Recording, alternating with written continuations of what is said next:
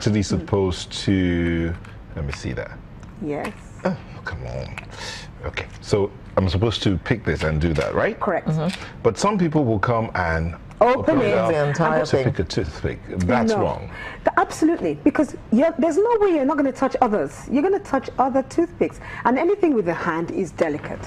And for hygiene reasons, that's the reason why they have provided a little hole at the top, so you can take it out, pour it out like that. But I even prefer toothpicks that are pre-wrapped.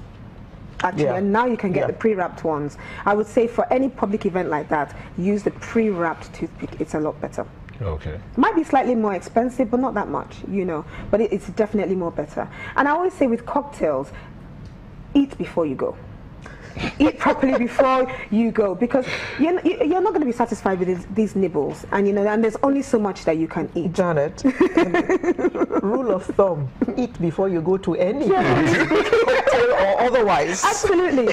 No, you eat before you go, and the truth is they're just nibbles. You're not supposed to go there for a meal. I have seen people say, "What's all this? This tiny thing? When is the real food coming out?" Cocktail strictly means you are not going to have real food. You're just going to have bits and pieces, and sometimes there's a whole lot that comes out. It depends on your own taste, I want to go down to the drinks. With drinks, there are different types of glasses, okay? Even at cocktails, because they're light drinks. You can still have your juice or water in a glass like this, okay? In your normal glass, okay? But then again, a real cocktail glass is this one. It's a very triangular shaped glass, okay? And most times people are not sure which one is which, but if I were to just tell you and you see two glasses, which one is which, your red wine is usually the bigger of the two. Okay. So red wine is the bigger glass, the smaller glass is the white wine. And of course, wine glasses all have stems. Now champagne glasses, I still ask people, a lot taller.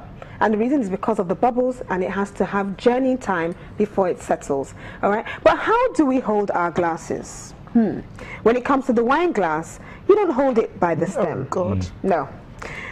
Ideally, because it's red wine for the bigger glass, you actually hold it here, because it still needs to be served room temperature. It's usually in our climate that we still put red wine in the fridge. You're not really supposed to put red wine in the fridge. It's room supposed to be temperature served here, room it's temperature. not room temperature over there. So, but then, ideally they think if you're holding it like this with your hand, your body heat will make the temperature of the wine that you're holding room temperature.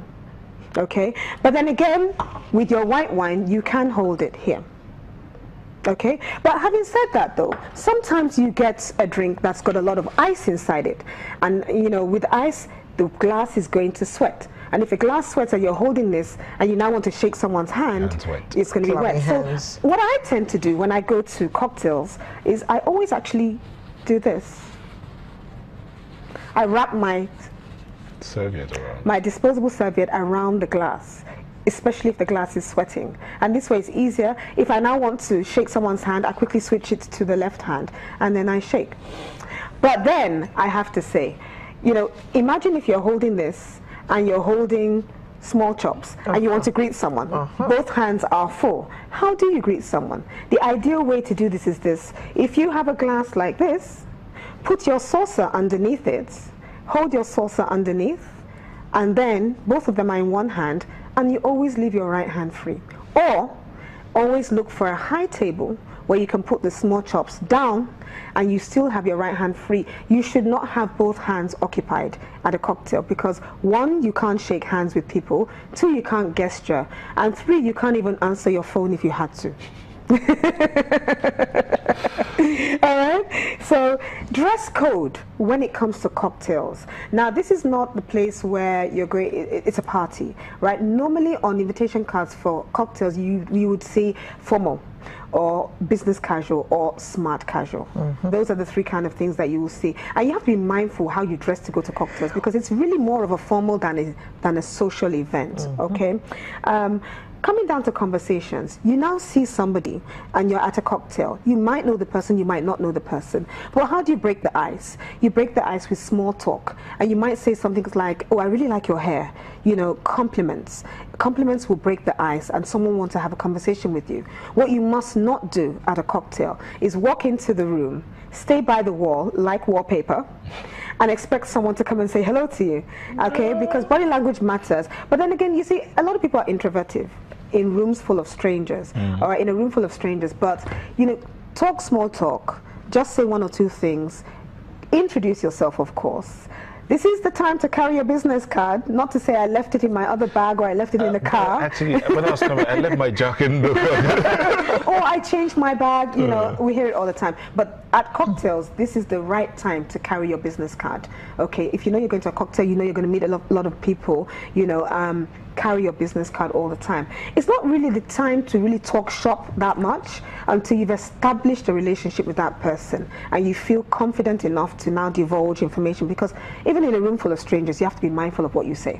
All right, always be mindful. It's a case where you try to build relationships.